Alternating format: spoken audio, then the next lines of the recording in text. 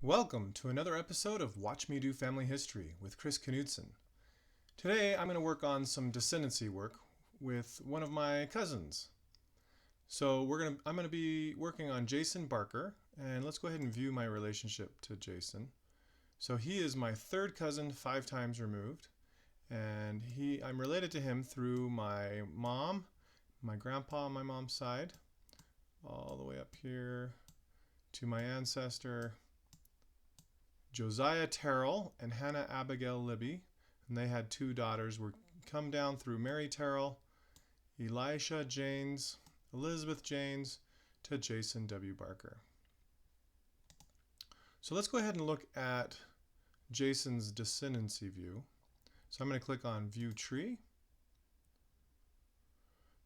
And Jason was married to 2 different wives. The first one was Vashti, and they had a son named James Barker. So let's go ahead and just go down in order.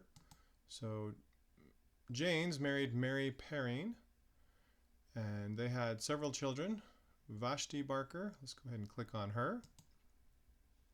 She had several children. We'll go ahead and look at each one individually. And what we're looking for are children without spouses. And we're going to try to find spouses and their children to try to add new people to the tree. So we'll click on Hester, and Hester married and had a child. And now we're getting into the 1900s. So we're just going to say, okay, this couple is done. We can't really do the work for any of their children because they would be born after 1910. So we're looking for people to add to the tree that were born before 1910. So we'll go ahead and close Hester. We'll look at her sister Mary. Mary married a George Grant Griffin, and they had several children. So Clarence married Anna Bell Hamilton, and they had 3 children. All of those are after 1910. James married Ida and had 3 children after 1910. And Glenn married and had a child. So let's go ahead and look at Margaret J. Porter. She married a Charles S. Ibbs, and they had several children. This first one, we don't have a marriage for her. Then there's a Tamar who married. No children listed there yet. Ellis, children after 1910. Homer Charles Ibbs was married. I'm sure their children were born after 1910.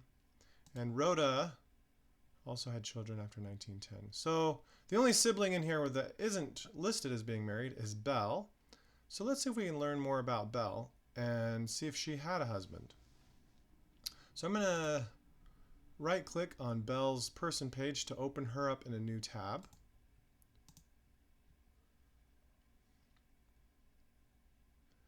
And let's go ahead and blow this up a little bigger. So we're going to click on the new tab. And here we are. Belle was born in 1893. We don't have a death date. There's 2 sources listed.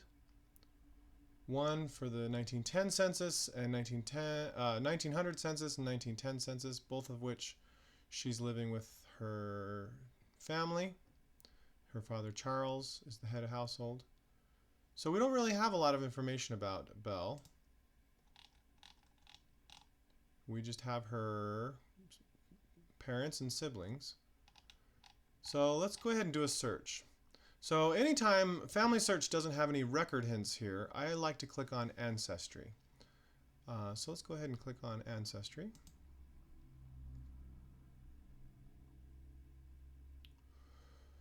And we know she existed in the 1900 census, so let's go ahead and click on that one. Once you get a record of the person that you know, you can look at the record hints from Ancestry or suggested records. So here we have Belle in the 1900 census, living in Sandy Lake, Mercer, Pennsylvania. She's living with her father and mother and her 2 siblings. And now over here to the right, we have Ancestry's suggested records. And the very first one, they make the leap that she is married, and that her married name is Isabel V. Backelder. So we don't know for sure why they make that leap. Let's go ahead and look at some more of these records. So we have a 1940 census. Also we have a Social Security Application Claims Index, Isabel V. Ibbs. Okay, so Ibbs matches her maiden name. Let's see how they came up with that. I see. Okay, so this is a Social Security Applications Index for her son, Willard Lee Backelder. I don't know how to pronounce that, but and Isabel V. So now we do have confirmation that her maiden name was Ibbs, and obviously Isabel is her real name. We have her listed as Belle, but Belle is obviously short for Isabel. Is there another reason why we would think her name was Isabel?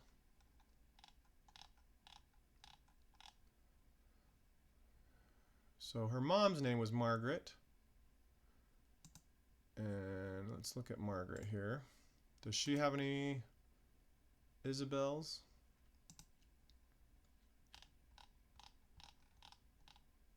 Alexander and Vashti. Okay, so no siblings named Isabel. Let's go back and look at Belle's father, Charles. And we'll open up his person page on a new tab. Ah, there it is. So Charles's mother was Isabella. And that makes sense that they would name one of their daughters after his mom. Okay, so let's go ahead and make that leap then. So we have, let's go back to the first record here. So we have the 1900 census, which we know is Belle. And then we have Isabella V. Backelder. Let's see what else we have. Ooh, we have a obituary for Isabella Vesta Ibbs Backelder. And let's click on that one. So Isabella Vesta Ibbs Backelder, her husband was Willard Henry Backelder, and their child was Stoneborough Carnahan. So this is an obituary of her child. So Isabella Vesta Ibbs. Let's go ahead and click on here, and let's see if we let's go ahead and change her name to Isabella Vesta Ibbs.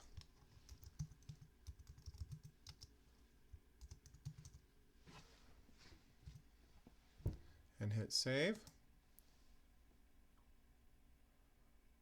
And I'm just going to hit the refresh button. See if there's no more record hints. Let's click on FamilySearch, because we want to add her husband's name, since we know what it is.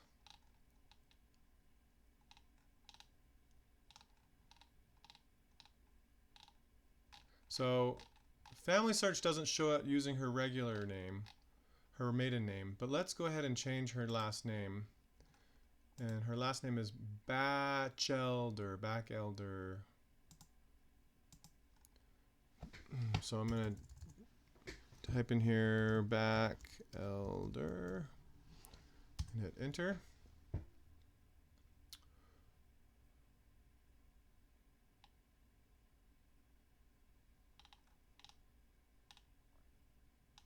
Oop, did I spell it wrong? I added an E at the end. I don't want that.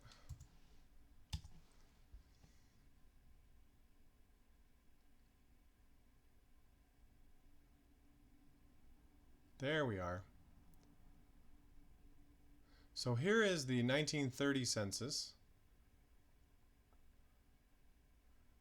And they're living in Stoneboro, Mercer County, Pennsylvania, which is the same county.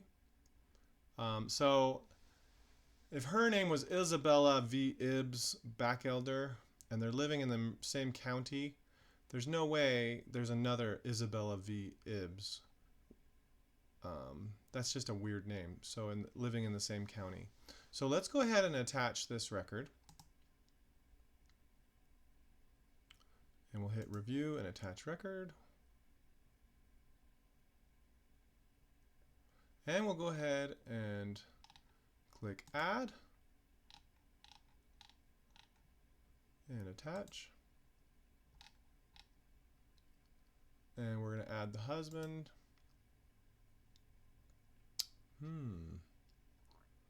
So this is what happens frequently. Whenever you find somebody new or a new spouse, it's very common that the new spouse already exists on FamilySearch, and it's hard to go off of this to know for sure that this is our Willard Backelder, but it's such a weird name. It's probably right. I mean, born in Ohio, 1889, is probably this person, because born in Ohio, 1888, July. Let's see if there's anything that we could quickly click on. So if we're back here at these records, and we click on the 1930 census, and from here, if we switch to the focus person being Willard, it's going to give us record hints for Willard. So here's his death certificate, and his wife was Isabella Backelder, and his parents were Thomas and Ada Flickner. So Thomas and Ada Flickner. So we just confirmed, yes, the Willard that is married to Isabel, his parents were Thomas and Ada. So we can say, yes, let's select this person. And notice he was not listed as having been married. So we just added his wife to him. So we're attaching this census record. And let's go ahead and add one of the children.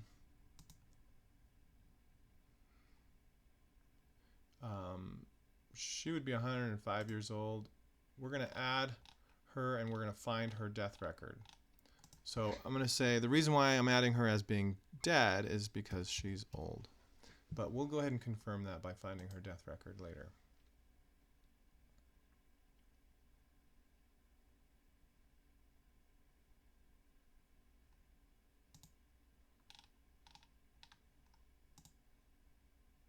Okay, so we just added Isabella to Willard and Willard to Isabella.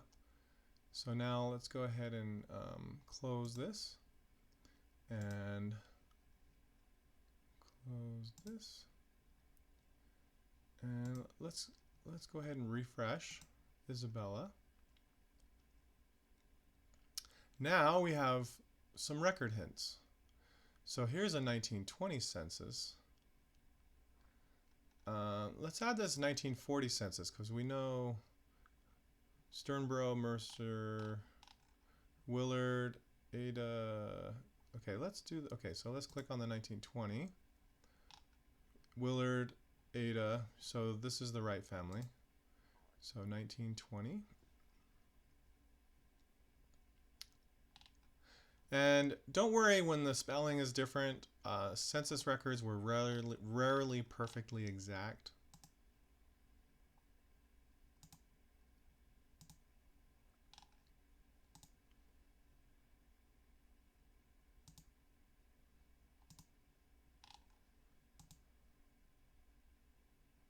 And we have to wait 5 years before we do Ada's records, or Ada's temple work.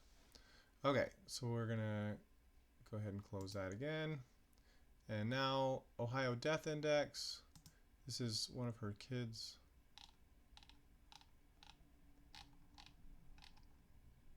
Her son Harold's death record. So we can add this because it proves that her maiden name was Ibbs. So we're just going to attach, and we'll add Harold because we know he's dead.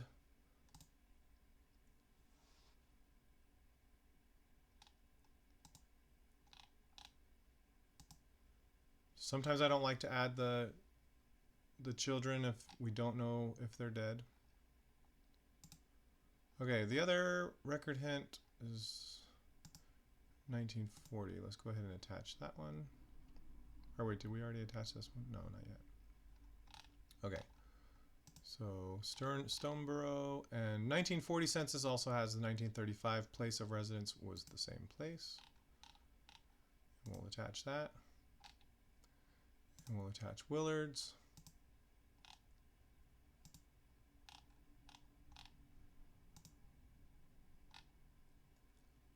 And we'll attach Ada.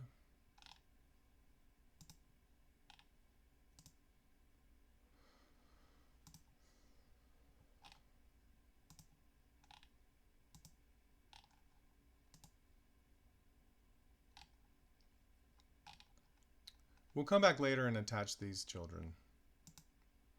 Okay, now that we've added these record hints, I'm going to hit refresh.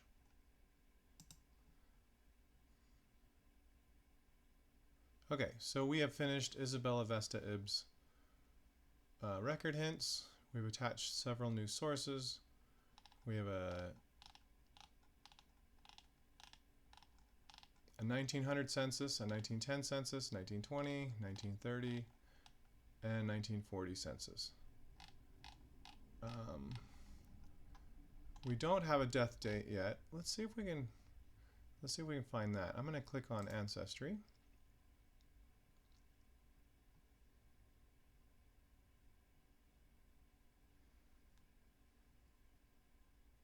Here we have her find a grave. So let's click on that. So the neat thing about find a grave is it's also on FamilySearch. It's easier to add on FamilySearch. So we have a picture of her buried with her husband Willard, and it has the birth year and the death year. So we're going to put death year as 1975. So we can probably find this same record in FamilySearch. So let's go ahead and try that. She died in 1975, and she was buried in Sandy Lake, Mercer County, Pennsylvania, which is where she was living as a child.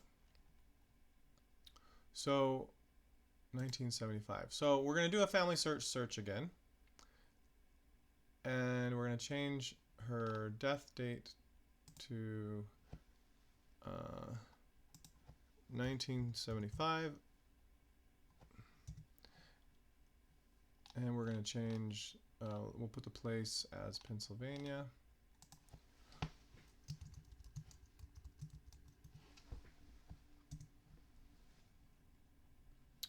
And let's change her last name to Batchelder.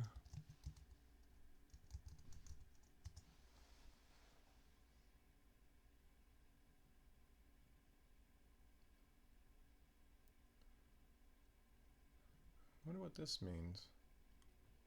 So here we have a full birth date and a death date, April 1975.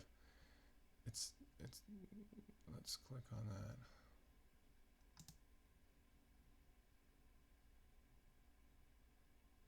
United States Social Security Death Index. Interesting. So let's attach that.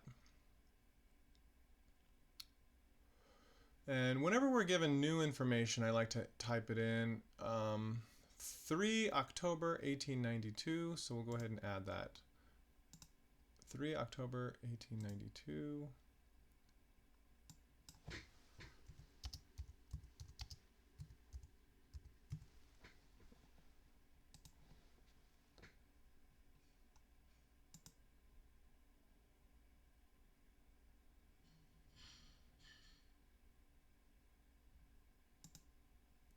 And we're going to hit save. And then we're going to add this death date in place.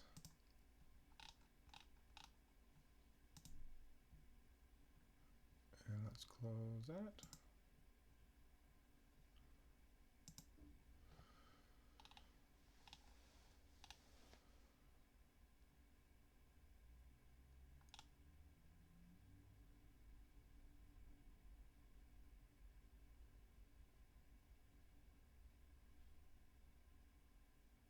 So here's another death record. We'll just attach that one while we're here.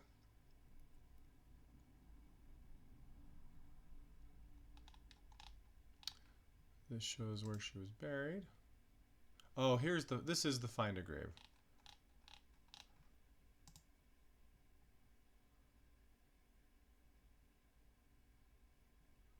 And I just want to go see again.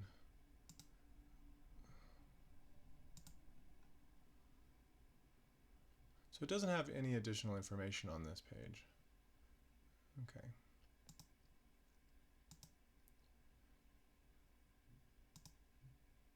Now let's go ahead and add the death information for her husband. So let's hit refresh here.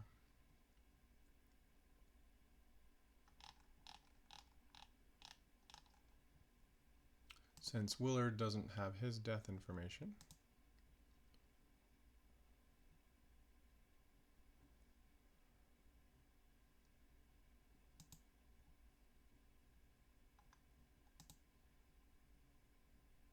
That was nice. It showed up as a record hint for his Find a Grave record. Death 1943. Burial Sandy Lake. And close. Okay, so here we are with a more full record for this new spouse that we just added to Isabella. And interestingly enough, Willard's parents aren't in detail. I bet we could find more information about his parents. We'll go ahead and do that on another video though. So we'll go ahead and take a look at what it looks like on the descendancy view. So here we are. We came down from Jason through Vashti, James Barker, Mary Perrin to Vashti, and she married Alexander. Her daughter Margaret married Charles Ibbs, and Belle here was listed as not having a spouse. So when we click on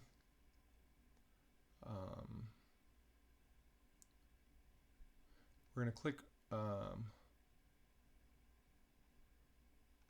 refresh and come back through Margaret Porter and see that Belle has a spouse. So we'll go through Jane's, Vashti, Margaret Porter, and now Isabel Vesta Ibbs. And she has her husband and the two children that we added. So the only temple work that's needed, well, let's go ahead and look at that. So we'll click on Willard again and click on ordinances. So somebody did his baptism and confirmation back in 2005, 15 years ago. But initiatory and endowment were never done, and his sealing to parents was never done, and now we can do sealing to spouse. So let's go ahead and reserve that. So we're going to request, and request. And this is the church policy. Every time, when it's your first time looking at this, you should read through the whole thing. It talks about all the rules about who you can do temple work for and who you shouldn't be doing temple work for. And this person is a direct relation to me. We are cousins. or he is the husband of one of my cousins, and that is one of the allowed. So I'm going to click accept, and that work has been reserved. So now we'll go back to his wife and click on her, click on ordinances. Okay, so her initiatory endowment and sealing to parents have also not been done. So let's go ahead and request that.